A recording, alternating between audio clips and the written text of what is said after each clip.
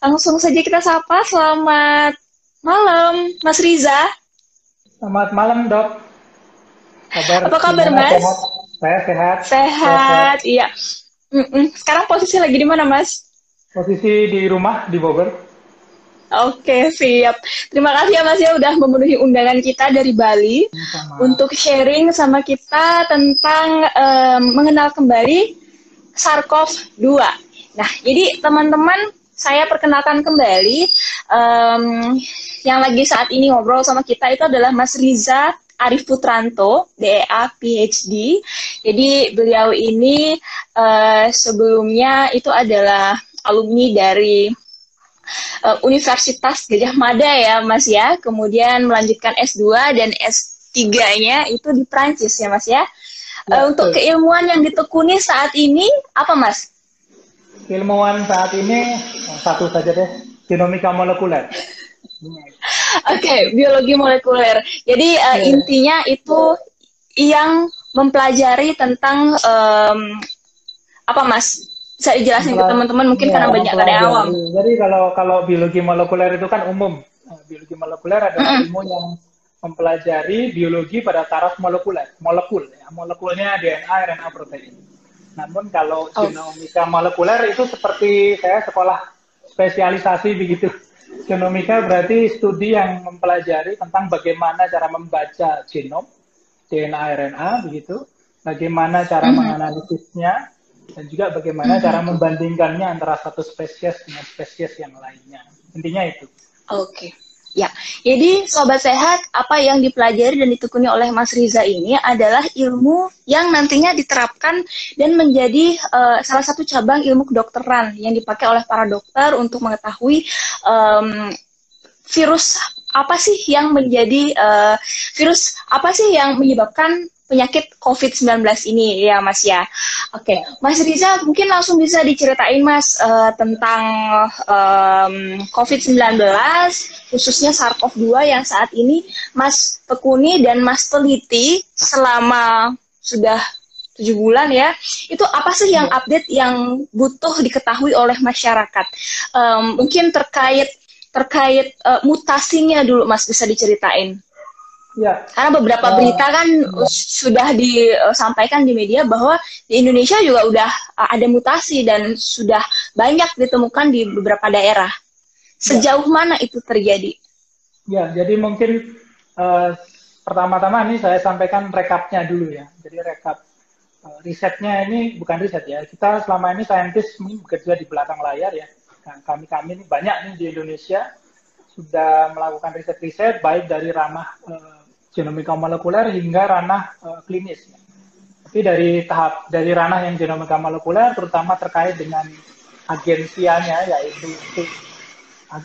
yaitu si virusnya itu kita ada beberapa update sebetulnya. Mungkin yang pertama ini 7 bulan. Yang pertama mungkin saya berikan update sebelum kita bicara mutasi ya. Update-nya adalah satu deteksi virus itu masih menggunakan real time atau reverse transcriptase kuantitatif PCR karena saya nggak ingin menyebutkan nama umumnya karena nama exactnya itu reverse transcriptase kuantitatif PCR karena bahannya adalah RNA ditranskrip menjadi cDNA baru dicek menggunakan fragmen PCR. Saat ini belum ada metode lain selain itu yang digunakan secara masif. Jadi itu masih golden standard. Ada beberapa teknologi baru yang ditampilkan atau diberikan di dunia seperti berbasis CRISPR. Deteksi dengan menggunakan CRISPR itu seperti rapid test tapi dengan sensitivitasnya PCR lebih tinggi mana, lebih besar Oke. sensitivitasnya. Dan juga yang kedua adalah deteksi berbasis hembusan nafas. Salah satunya Mhm. adalah Ginos yang dikembangkan teman-teman di UGM. Tapi itu belum masif karena masih perlu pengembangan lebih lanjut dan uji klinis. Kemudian Oke. yang kedua adalah mutasinya. Kalau mutasinya si virus ini tergolong relatif cepat. Kenapa saya bilang relatif? Karena virus flu masih lebih cepat. Virus yang SARS-CoV-2 ini 2 basa per bulan, sedangkan virus flu itu 1,5 basa per bulan. Jadi masih lebih cepat virus flu. Tapi kan virus flu tubuh kita sudah terbiasa dengan itu, jadi tidak masalah. Yang ketiga, pembuktian virus. Ini yang sering banget dibahas selama 7 bulan terakhir ini harusnya sudah nggak keluar lagi ya, tapi akhir-akhir ini saya masih mendengar atau masih menyimak juga adanya perdebatan tentang pembuktian virus atau kita menyebutnya pemurnian virus. Pertama, virusnya itu bisa dilihat dan virusnya real. Kenapa real? Satu, dia bisa dilihat di bawah mikroskop elektron. Mikroskop, submikroskop. Jadi karena submikroskopis, dia harus dilihat dengan mikroskop elektron karena besarnya 100 nanomolar, 100 nanometer. Jadi dia kecil banget, jadi harus dilihat di mikroskop elektron. Dibuktikan keberadaan material genetiknya dengan genome sequencing. Nah, virusnya murni apa enggak? Ya murni. Kenapa murni? Ya karena kami yang melakukan genome sequencing pasti paham. Salah satu metode dari genome sequencing adalah memisahkan pencampuran genom manusianya dengan genom virusnya. Karena kita ngambil swab, kan? Swab itu ada genom manusia, ada sel manusia di situ, ada sel virus, itu nyampur. Jadi salah satu tahapan genome sequencing memisahkan itu. Jadi kita betul-betul yakin bahwasanya yang kita lihat atau kita sequencing itu adalah genom si virus. Jadi itu harusnya sudah murni. Kemudian yang keempat, masalah reinfeksi. Ini update selama 7 bulan terakhir. Masalah reinfeksi ini di dunia sudah ada 24. Dan semuanya dicek menggunakan 2 data. Genome sequencing, kemudian data klinis. Dua-duanya harus ada. Kalau dua-duanya tidak ada, kita tidak bisa memberikan validasi reinfeksi. Kemudian, karena ada kasus-kasus reinfeksi, swab PCR disarankan oleh WHO tidak dilakukan 2 hingga 3 bulan pasca dia dinyatakan sembuh atau pasca gejalanya hilang. Karena bisa saja masih positif dan itu bukan reinfeksi. Itu sisa-sisa dari virus atau... Karena deteksi PCR tidak bisa mendeteksi virusnya masih aktif atau tidak aktif. Jadi mungkin itu kira-kira... Apakah virus yang sama atau tidak ya? Ya, betul. Kalau memeriksa virus yang sama harus genome sequencing, karena kita tidak pernah tahu kalau tidak pernah genome sequencing. Sayangnya genome sequencing itu mahal. Kalau PCR mungkin 900.000 hingga 1 juta, hingga 2 juta maksimal ya. Kalau genome sequencing itu antara 5 juta hingga 15 juta per sampel. Tergantung jenis teknologi dan bagaimana sampel di-treat. Dan itu mahal sekali. Itu sebabnya genome sequencing tidak lazim lah begitu, terutama di Indonesia dilakukan. Mungkin itu Dok, kira-kira rekapnya. Nanti kita bisa kembangkan dari situ apa yang perlu dijabarkan. Gitu. Iya. Ini mungkin sebelum, nah ini pertanyaan nyambung tadi sama yang Mas sempat sampaikan dari Dokter Ning. Halo Dokter Ning, selamat malam. Dokter Ning ini aktif banget ya dalam mengedukasi masyarakat tentang COVID-19 dan juga internal atau penyakit dalam. Ada permintaan dari Dokter Ning untuk tolong dijelasin Mas, bener nggak sih virusnya itu belum dimurnikan? Nah, gimana Mas?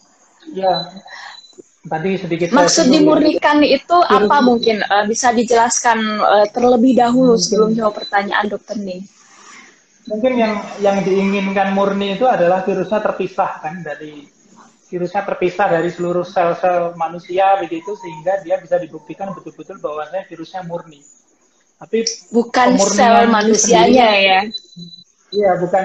Jadi bukan sel manusianya yang terdeteksi begitulah, tapi virusnya.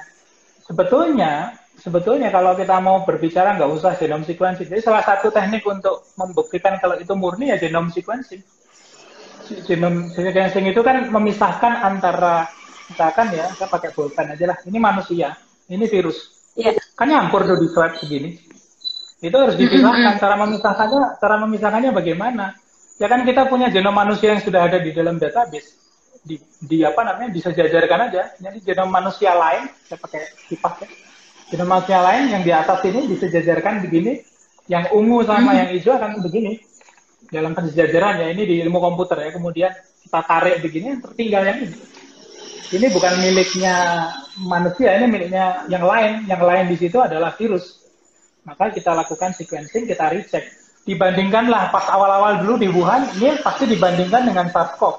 Yang pertama, dibandingkan dengan MERS, dibandingkan dengan genom dari flu.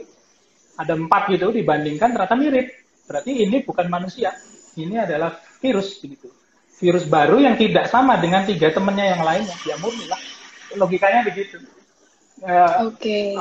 Kemudian PCR sendiri kan melakukan deteksi fragmen. Deteksi fragmen itu menggunakan namanya primer. Primernya begini, ada kalau sama-sama warnanya hitam di daerah yang sama begini, dia akan cocok. Jadi PCR itu mendeteksi sedikit daerah dari fragmen virus sehingga bisa dideteksi, gitu, bisa terbaca, dan virusnya ada. Jadi kita mendeteksi keberadaan virusnya. Menurut saya itu murni. Kenapa? Karena primer yang ini, walaupun dibelas sekalipun, kita lakukan belas ya, namanya istilahnya di dunia kami nih genomik molekuler, dibelas sekalipun ketemu misalkan di genom manusia di sini sudut yang putih, ketemu di sini gitu. Ini adalah primer virus, ini adalah punyanya manusia genom, ketemu di sini. Itu teorinya. Realitanya itu tidak akan pernah terjadi. Kenapa? Karena yang kita bandingkan itu 2 dimensi, sementara kita berbicara molekul. Molekul itu kan tidak 2 dimensi. Molekul itu kan 3 dimensi. Walaupun sekuensinya sama, bentuknya pasti berbeda. Dan saat nanti ketemu gitu, saat nanti ketemu misalkan benar-benar dengan human genomnya, itu akan sulit gitu. Jadi memang perdebatan-perdebatan itu terjadi karena menurut saya landasan background keilmuannya nggak kuat dulu. Yang harus berdebat begini itu ya kami-kami yang di sini. Kalau kami berdebat antar sesama ya nggak apa-apa, karena background ilmunya sama, jadi standarnya udah sama. Tapi kalau kita berbicara dengan standar yang tidak sama, itu susah. Mungkin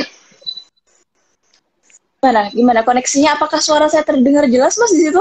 Jelas ya? Terdengar ya. Oke ya. Tapi apakah dengan memeriksa PCR saja, tidak melakukan genome sequencing, apakah itu cukup untuk membuktikan bahwa itu adalah SARS-CoV-2 penyebab COVID?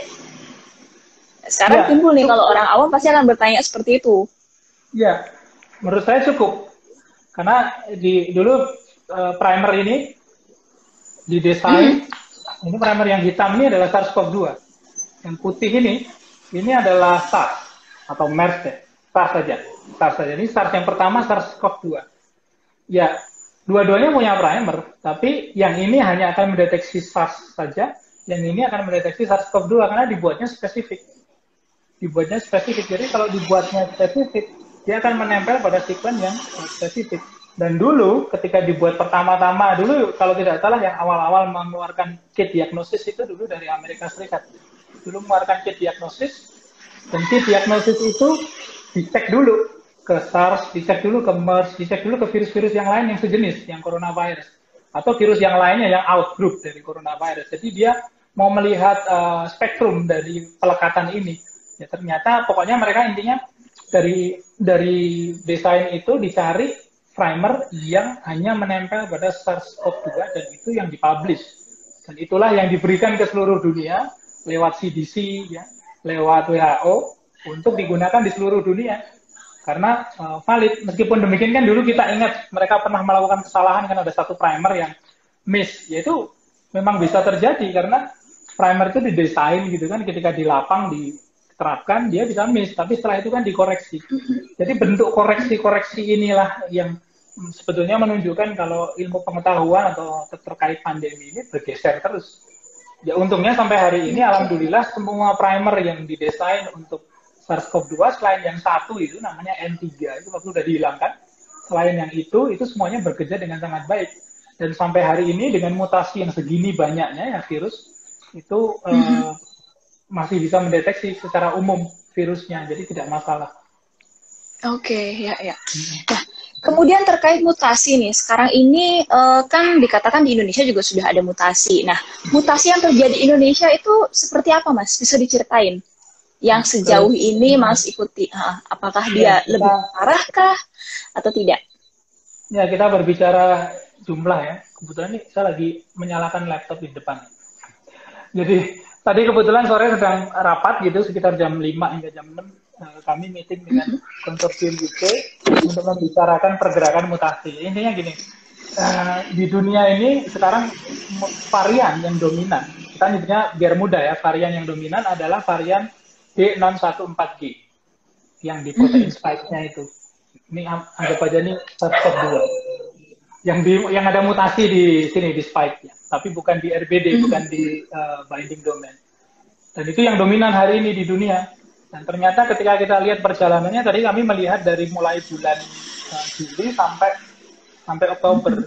Di Indonesia, mutasi yang ini nih, mutasi yang D614G, itu mengalami declining jumlah ya.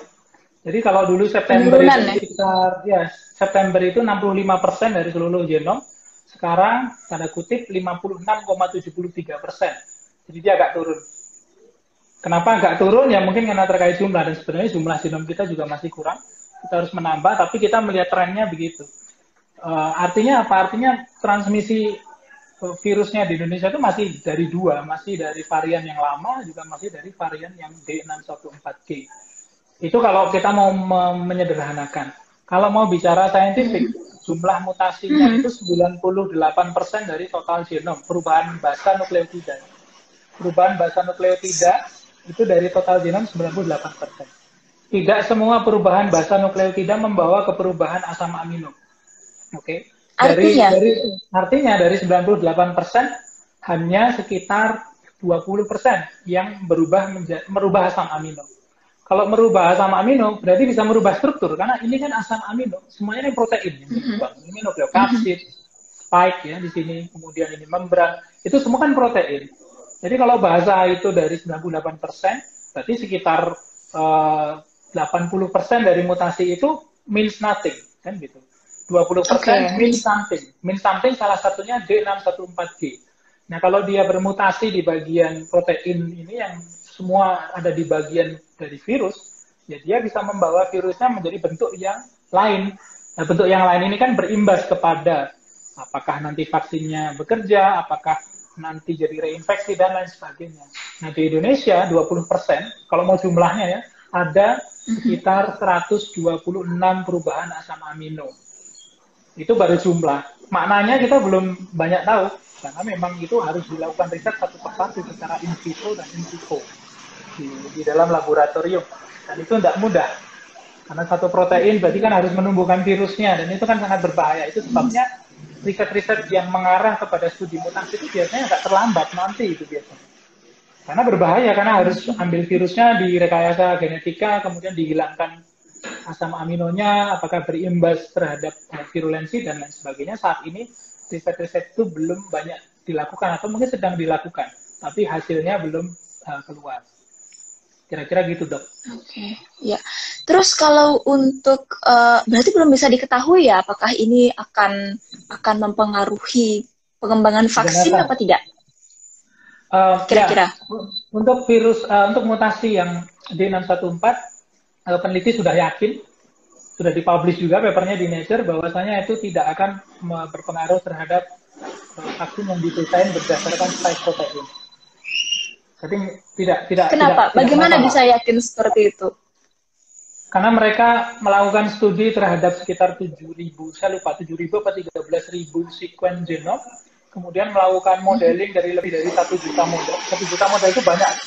Ini kalau ada teman-teman yang mempelajari atau masternya di bioinformatics, bikin 1 hingga 5 model aja udah susah.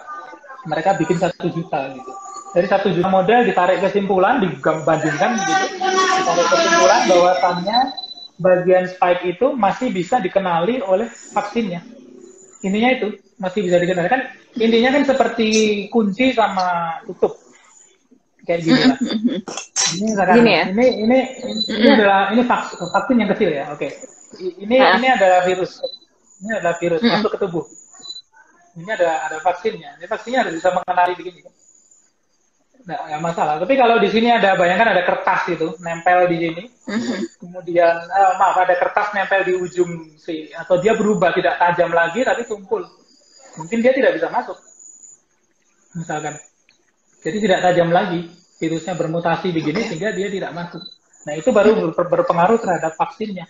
Tapi selama ini ujungnya masih runcing. Intinya begitu. Ujungnya masih runcing.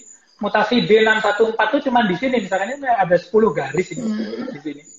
Garisnya nambah 1 mutasinya itu D614G.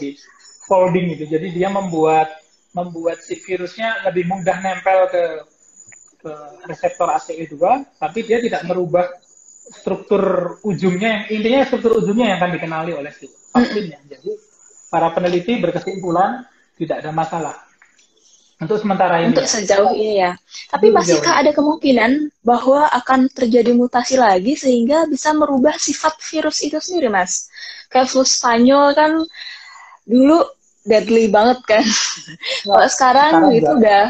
udah, itu kira-kira gimana Mas kalau untuk kasus ini?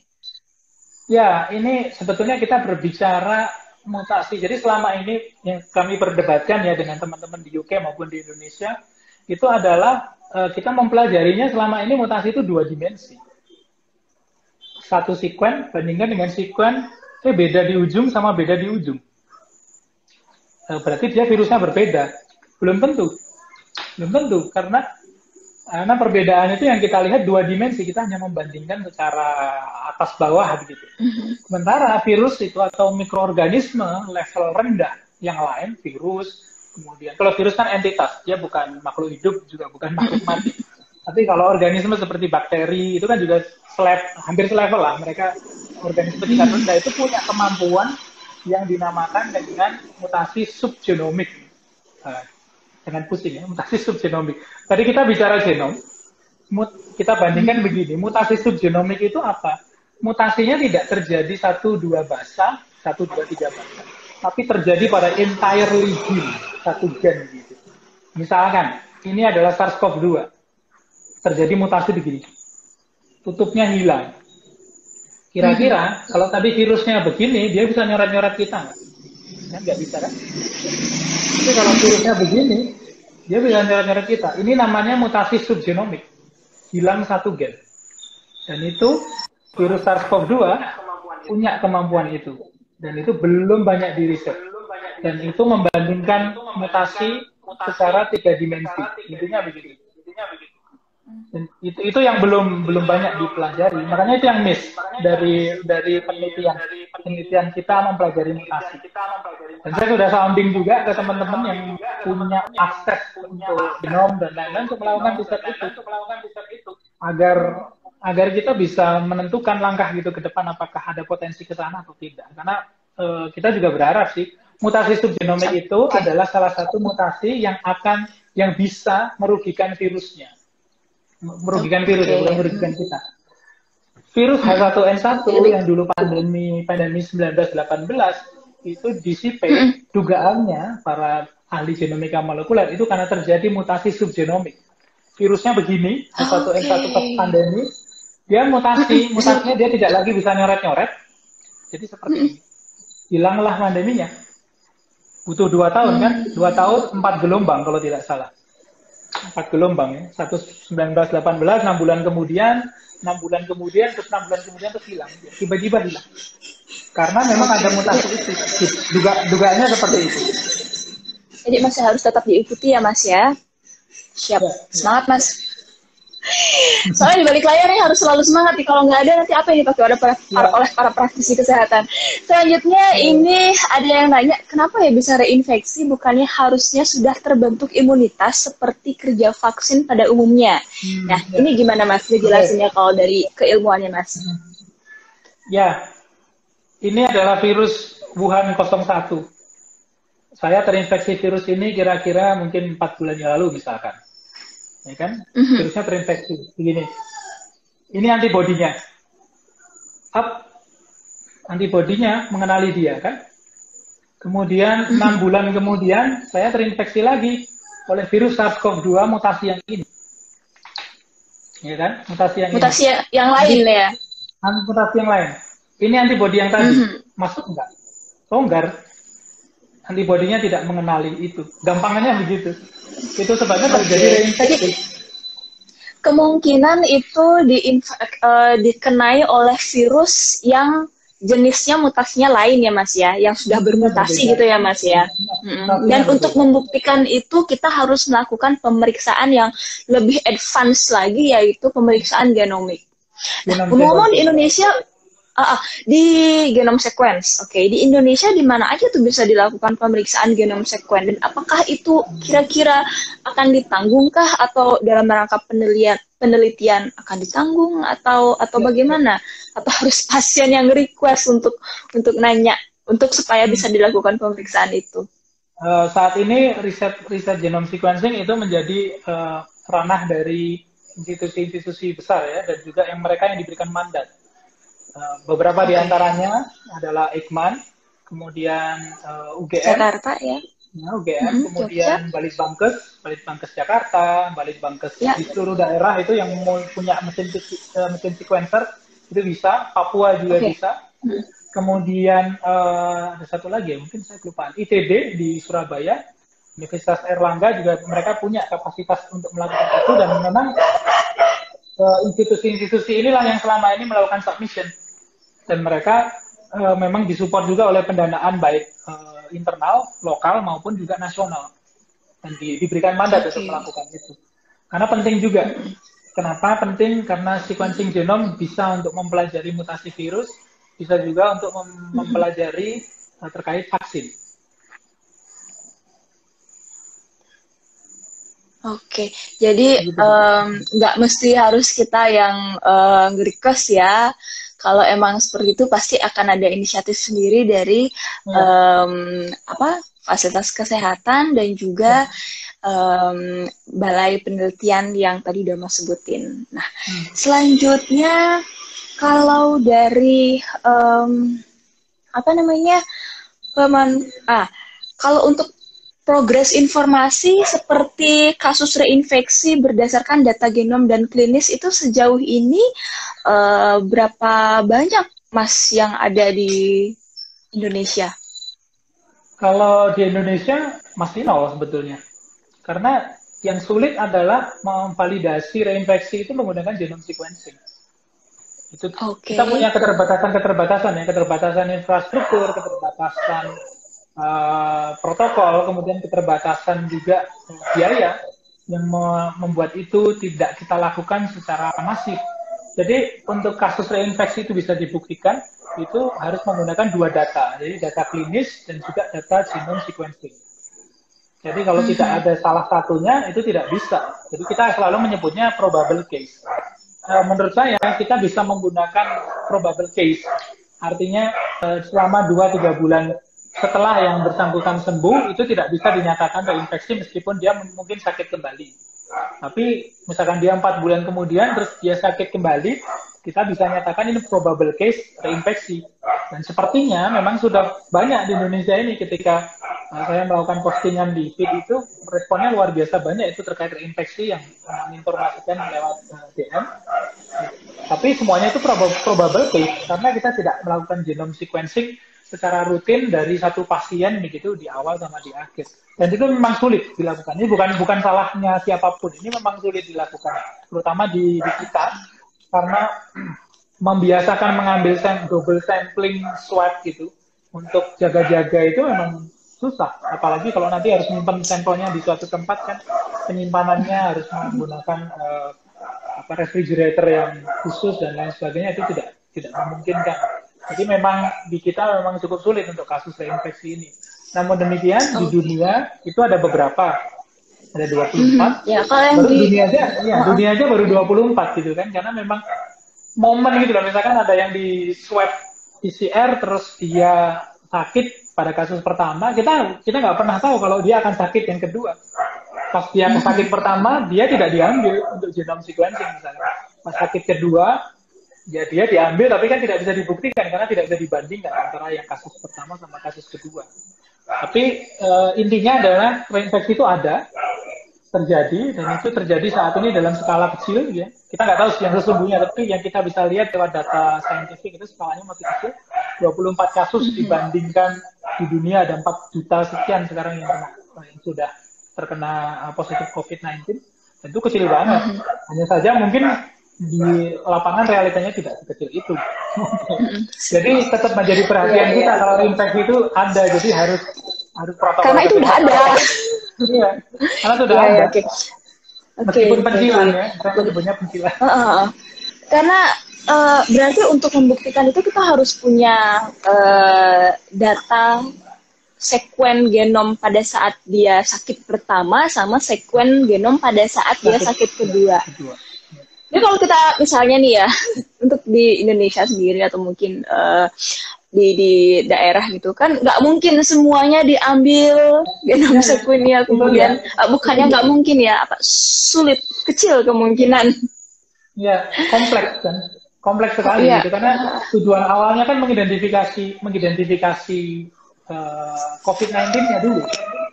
Itu nggak terpikir karena sequencing genome itu kan fungsinya untuk riset di belakangnya, untuk riset-riset terkait vaksin, riset terkait mutasi. Jadi yang di depan ini kan yang misalkan saya swabber gitu, saya harus ngambil gitu kan, ngambil ke pasien. Ya saya utamakan dia ngambil untuk PCR dulu, bukan untuk genome sequencing. Makanya nggak, itu sulit memang, saya terbayang. Yang ketahuan 24 kasus reinfeksi di seluruh dunia, which is ada 7 miliar manusianya, 24 orang ini berarti ditemukan secara nggak sengaja ya Mas ya? Iya, 24 orang ini adalah orang-orang yang sakit kembali dan ada rekam medis kan. Dia kembali ke rumah sakit yang sama, terekam, dulu pernah sakit, sekarang sakit lagi. Oh dulu diambil genome sequencing-nya, sekarang diambil lagi. Jadi 24 orang itu orang-orang terpilih ya, yang ketahuan gitu. Yang ketahuan. Bener-bener bukan 1 in million, tapi 1 in billion. 1 in billion. Kecil banget. Itu kan datanya penkilan itu kalau grafik. Dia di sudut-sudut sini yang kecil banget, padahal distribusi normalnya ada di tengah. Tapi karena sudah terbukti ada, berarti tidak menutup kemungkinan bahwa sebenarnya ada. Oke, tapi ya mudah-mudahan nanti hasil studi uji klinis vaksin ini menunjukkan hasil yang sesuai dengan harapan kita ya Mas ya, dan bisa melindungi dari reinfeksi juga. Jadi pertanyaannya Mbak Masya semoga udah bisa terjawab. Nah, ngomong-ngomong nih, mungkin masyarakat ingin tahu apa sih sebenarnya yang saintis bisa lakukan untuk membawa kemajuan dan juga memperbaiki kekurangan-kekurangan yang ada saat ini, Mas. Kalau menurut Mas Riza? Kalau menurut saya saat ini kita perlu lebih banyak lagi orang yang terjun di genomika molekuler. Jadi yang mau ada di sini, karena ini bidang ilmu yang cukup tricky ya. Tricky kenapa? Karena kita harus punya 2 landasan ilmu untuk bisa melakukan ini. Pertama harus fasih berbiologi molekuler dulu. Kedua, dia harus pandai melakukan analisis bioinformatics. Baru bisa melakukan analisis genomika molekuler. Jadi itu, dan ini jumlahnya di Indonesia relatif sedikit ya, dibandingkan populasi kita, populasi saintis kita aja sudah sedikit dibandingkan penduduk total kita, apalagi peneliti yang terjun di ini. Nah, mereka yang terjun di ranah-ranah ini itu bisa melakukan prediksi sebetulnya melalui sekuen virus yang banyak banget itu. Kita bisa melakukan prediksi bahwasanya mutasinya akan ke sana, ke sini, begini. Jadi kedepannya akan dibuat semacam guideline gitu. Kira-kira apa yang harus dilakukan. Kedua, teknik-teknik, pengembangan teknik-teknik ini saintis seperti deteksi dengan nafas tadi itu juga akan sangat membantu dibandingkan menggunakan PCR, kan orang sakit tinggal niup aja gitu. Tinggal sekarang bagaimana cara menjadikan teknologi ini solid dan valid gitu. Karena memang kita perlu membuktikan itu dengan nafas. Kemudian teknologi deteksi dengan CRISPR membuat semacam rapid test yang hanya 5 menit ya ada itu. Kemudian kita lakukan rapid test, kedeteksi dia positif COVID atau tidak, tapi bukan rapid test yang antibody itu, yang selama ini dipakai. Selama ini dipakai, dan itu sebetulnya tidak membuktikan bahwasanya seseorang terinfeksi, dia membuktikan setelahnya. Dan yang dikembangkan saat ini di dunia adalah ya rapid test yang sifatnya seperti PCR tapi di dalam skala yang kecil begitu, menggunakan teknologi yang kita sebut dengan CRISPR itu. Itu sebetulnya sumbangsi peneliti yang terkait di bidang spesifik ini. Kalau saintis pada umumnya yang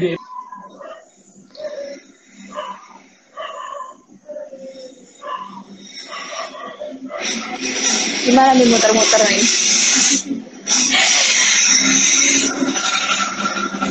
Sambil nunggu Mas Riza. Oke. Maaf Mas, bisa diulang lagi nggak? Soalnya tadi di sini keputus.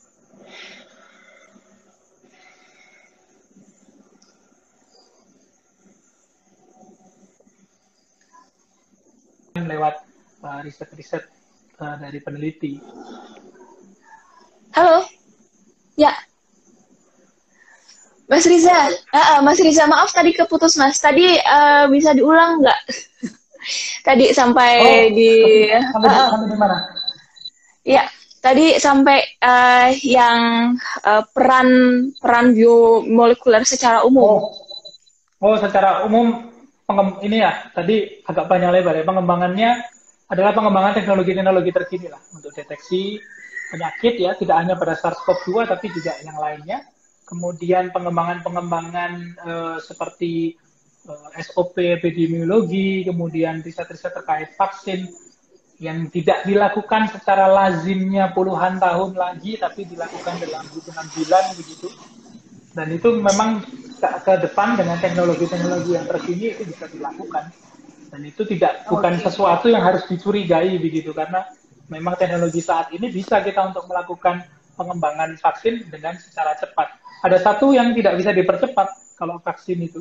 Jadi Apa, Mas? uji klinis fase 3 itu tidak bisa diburu-buru. Yang lainnya bisa. Yang lainnya karena create synthetic biology untuk model type-nya bisa cepat. Kalau mau ya cepat. Tapi yang diujikan ke manusia itu yang tidak bisa makanya pemendekan waktunya itu di hulu gitu, di hulu ketika desain, bibit vaksin ada dan lain sebagainya, dites di hewan itu bisa cepat.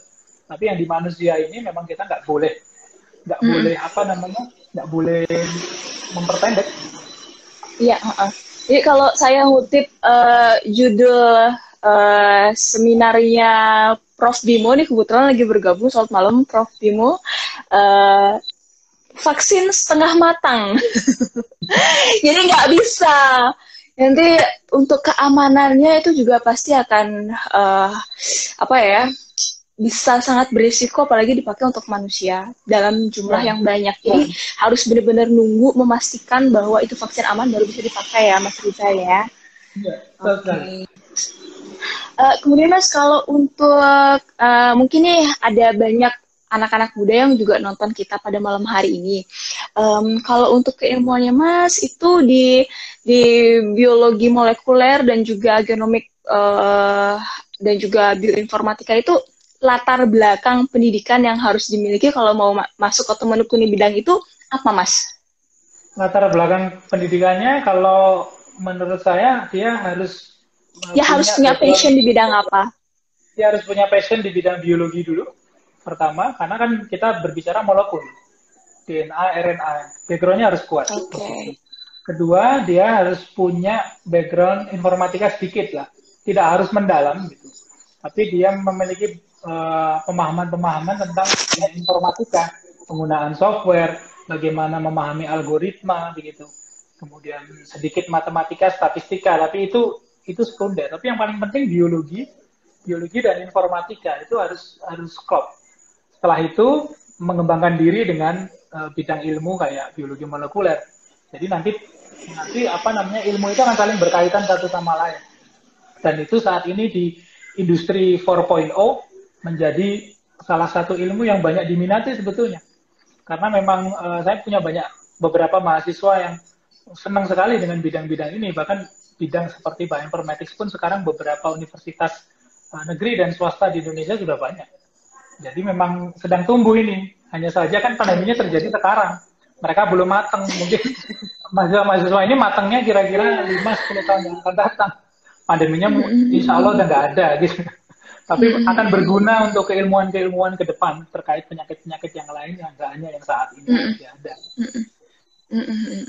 Karena juga kalau untuk misalnya kayak seperti tadi Mas bilang, salah satu perannya itu kan dalam pengembangan vaksin gitu ya Mas ya. Nah, untuk pengembangan vaksin ini kan bukan hanya menemukan vaksin baru saja, tetapi bagaimana menguatkan vaksin yang lama supaya bisa lebih efektif lagi ya kan Mas ya. Dan disitulah diperlukan juga ilmuwan-ilmuwan yang bisa menekuni ilmu ini gitu ya Mas ya. Kalau untuk harapan Mas Riza sebagai saintis muda yang juga sudah pernah dan banyak kali mendapatkan prestasi di bidang keilmiahan gitu ya, baik itu di tingkat nasional maupun internasional, harapan Mas untuk para generasi muda itu sekarang gimana Mas? Harapan saya sederhana banget. Sederhana banget sebetulnya. Sederhana? Harapannya begini, harapannya adalah bahwasanya lebih banyak lagi generasi muda di Indonesia yang membangun, kita nyebutnya apa ya, perangai sains, scientific apa ya, behavior. Apa itu perangai Scientific sains? behavior. Ya, perangai sains adalah bahwasannya kalau kita menyampaikan sesuatu, gunakanlah data. Data itu bisa macam-macam.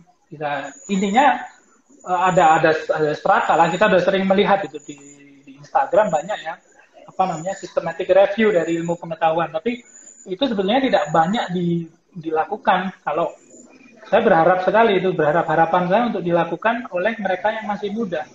Jadi kalau berbicara, gunakanlah data yang baik, gitu.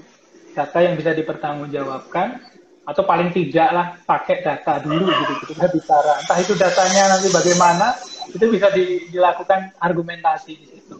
Dari situlah nanti akan terbentuk perangai sains. Perangai sains itu berarti setiap kali kita akan berargumentasi, kita berargumentasi berdasarkan ilmu pengetahuan, tidak berargumentasi berdasarkan satu emosi atau berdasarkan itu apa namanya, opini-opini yang mungkin sangat liar berkembang di kepala kita gitu.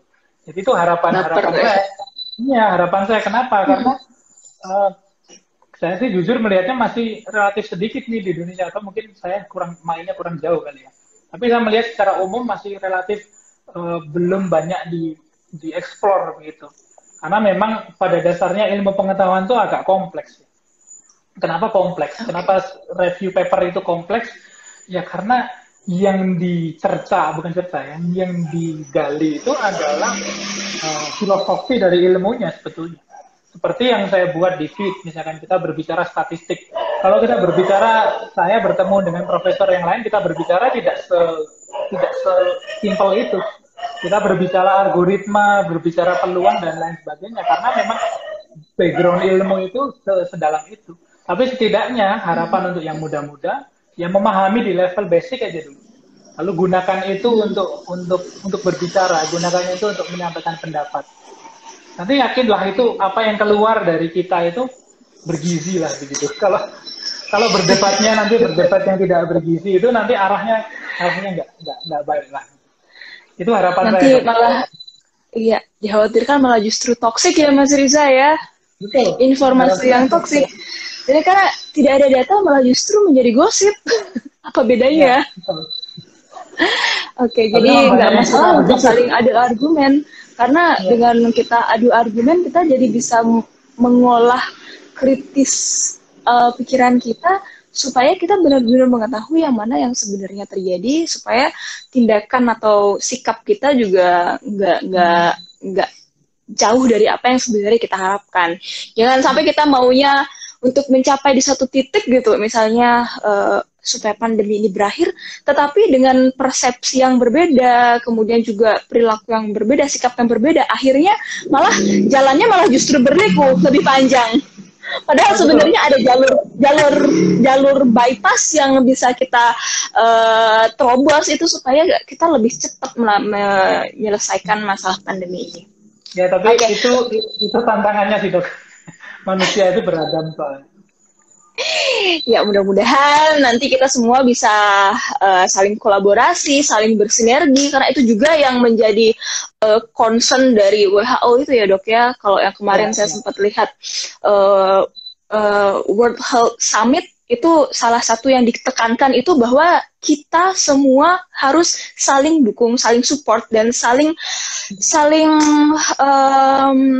berintegrasi lah, supaya nggak sendiri-sendiri jalannya. Dan mudah-mudahan ini juga menjadi inspirasi untuk para ilmuwan, kemudian juga para netizen, masyarakat seluruhnya, bahwa kita ingin mencapai satu tujuan yang sama, yaitu segera pandemi ini berakhir. Mas Riza, ada lagi yang mau disampaikan, Mas, untuk teman-teman di Bali dan juga di Bogor, seluruh Indonesia? Mungkin ini sedikit pesan aja. Pesan untuk selalu melakukan cross-check informasi, pesan untuk selalu mempertanyakan kepada diri sendiri juga saat menerima informasi. Ini yang saya terima ini betul atau tidak, bagaimana saya harus memvalidasi dan lain sebagainya, itu perlu dikembangkan, karena dari situlah nanti kita itu terbentuk mindset yang sama, mindset untuk mengakhiri pandemi. Kalau pandemi ini kan penyakit komunal. Penyakit komunal itu ada satu aja yang nakal, semuanya kena batunya begitu. Jadi kalau semuanya bisa nggak nakal aja dulu, tahan dulu perbedaan-perbedaan itu, terus fokus kepada masalahnya. Kan pengen cepat selesai. Kalau pengen cepat selesai, Ya. ya harus diselesaikan bareng-bareng. Tapi kalau apa namanya masih ada yang tidak ingin ini selesai, ya tidak akan selesai-selesai. Ya, nggak ada sih mas, ya ampun, ya, udah bosan 7 bulan. Ya, Tapi siapa yang tidak kelihatan bosan? dari perilakunya seperti itu. Jadi, Ya. Ayo kita sama-sama Saya berkolaborasi ingin dan mendorong untuk semuanya sabar gitu kan, harus sabar, harus tabah juga karena ini masalahnya banyak juga yang harus kita selesaikan. Sudah tidak lagi masalah kesehatan, utamanya kesehatan, tapi juga ekonomi, ini juga masalah mental health juga udah masuk di situ. Yes. Jadi sudah nyampur. Jadi harapan saya mudah-mudahan semuanya bisa fokus satu mindset untuk bisa menyelesaikan ini. Salah satu caranya adalah dengan protokol 3M. Intinya itu. Protokol 3M ini yang harus dipegang. Mudah-mudahan kita semua segera keluar dari pandemi ini seperti negara-negara lain yang sudah berhasil menyelesaikan pandeminya. Itu, Dok. Amin. Ya. Terima kasih banyak Mas Riza Arif Putranto untuk sharingnya pada malam hari ini, dan juga terima kasih untuk teman-teman yang sudah bergabung dalam bincang sehat kita pada malam hari ini. Mudah-mudahan bermanfaat semuanya. Nah, untuk Anda yang baru bergabung di pertengahan atau mungkin di akhir-akhir sesi mau selesai, silahkan nanti bisa ditonton ulang di IG Live saya dan juga akan ditayangkan di YouTube channel Dr. Fani. Oke semuanya, terima kasih sekali lagi. Selamat malam Mas Riza, mudah-mudahan sehat selalu ya sekeluarga. Ya, sehat, Dok. Ya, sama-sama. Selamat malam. Selamat malam.